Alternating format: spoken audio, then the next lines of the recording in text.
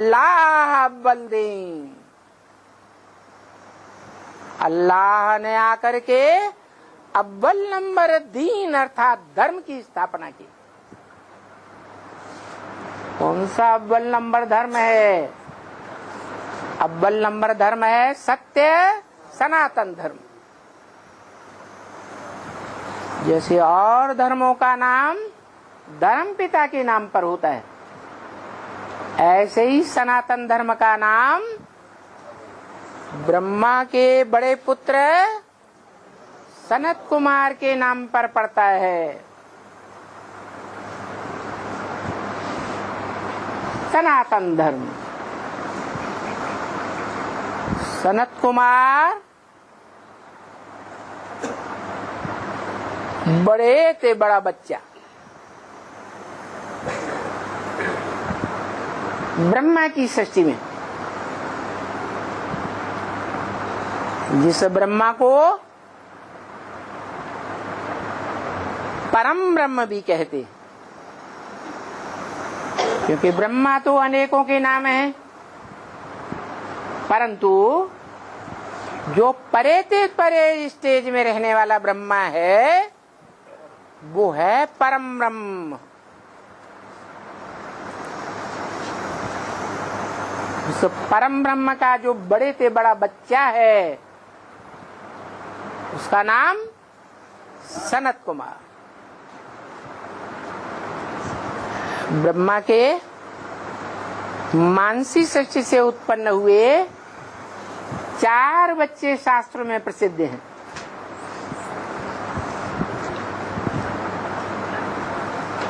वो 10 इंद्रियों से पैदा हुए बच्चे नहीं है। कैसे पैदा हुए? 10 इंद्रियों से भी बड़ा 11वां मन है, तो मानसी सृष्टि से पैदा हुए। तो मानसी सृष्टि से पैदा हुए 4 मुख्य धर्मों के 4 बीज रूप आत्माएं, सनत, सनातन, सनंदन, सनत कुमार। उनमें सनत कुमार को योगीश्वर और ज्ञानेश्वर का टाइटल मिलता है। योगियों का ईश्वर, ज्ञानियों का ईश्वर, क्योंकि जो जितना बड़ा ज्ञानी होगा, ज्ञानी माने जानकार, सबसे पहली जानकारी किस बात की? बाप की। तो जो जितना बड़ा जानकार होगा वो उतना ही बड़ा बाप का बच्चा कहा जाता है। और ये परंपरा रही है कि जो भी परिवार में बच्चे होते हैं, उन बच्चों के बीच कौन सा बच्चा बाप को ज्यादा जानता है और पहले जानता है? बड़ा बच्चा। तो बड़े बच्चे को हिस्ट्री में देखा जाए बादशाही दी गई है। ये परंपरा भगवान बाप से चली आ रही है। तो वो बच्चा कहता है, क्या कहता है? मत मना भव। वो कौन सा बच्चा है? ये वो ही बच्चा है जो मनुष्य सृष्टि का बीज बाप कहा जाता है, जिसमें आत्माओं का बाप शिव प्रवेश करते हैं तो उसका नाम देते हैं काम निकालने के लिए। जैसे दादा लेखराज ब्रह्मा में प्रवेश किया, लेखराज में प्रवेश किया तो नाम क्या दिया? ब्रह्मा नाम देते हैं। तो मनुष्य सृष्टि के बीज रूप मनुष्य में प्रवेश किया तो भी उसका नाम ब्रह्म दिया, परंतु अव्वल नंबर का ब्रह्मा होने से वो परम ब्रह्म महत ब्रह्म कहा जाता है। वही बात गीता में लिखी है, मत योनि परम ब्रह्म, मेरी योनि रूपा माता महत ब्रह्म है। क्या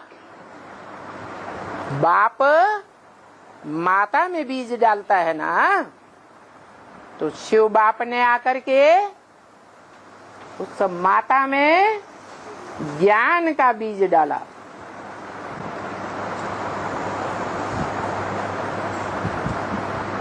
अहम बीज प्रदप्पता, मैं बीज डालने वाला पिता हूँ। गीता में भी ऐसे ही बोला गया। तो बताया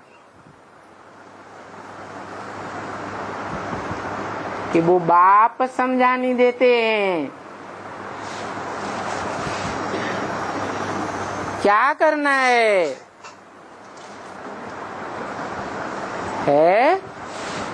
मन मना भव, मेरे मन में समझ आ। तेरे मन में क्या है?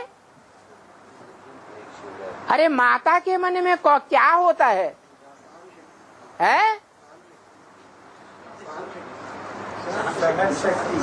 माता के मन में बाप बसा होता है।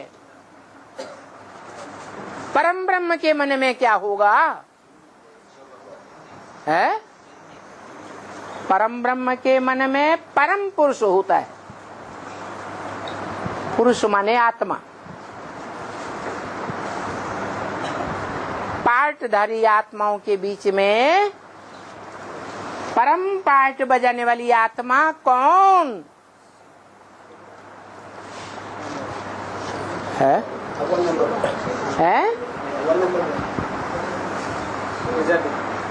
अच्छा, शिव बाप पार्ट नहीं बजाता है? पार्ट नहीं बजाता, पार्ट बोलता है कि नहीं?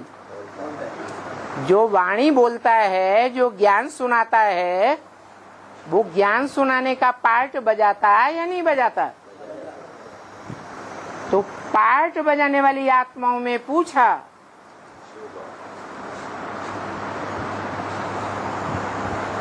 आत्मा कहो पुरुष कहो, शरीर रूपी पुरी में शयन करने वाला मने आत्मा,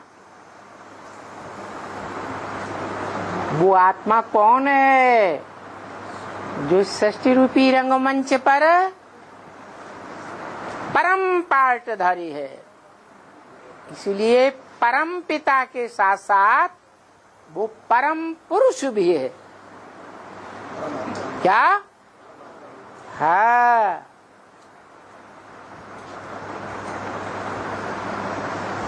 पुरु माने शरीर, पुरी, और श माने शयन करने वाला। शरीर रूपी पुरी में आराम से शयन करने वाला। सच रूपी रंगमंच पर कौन सी ऐसी आत्मा है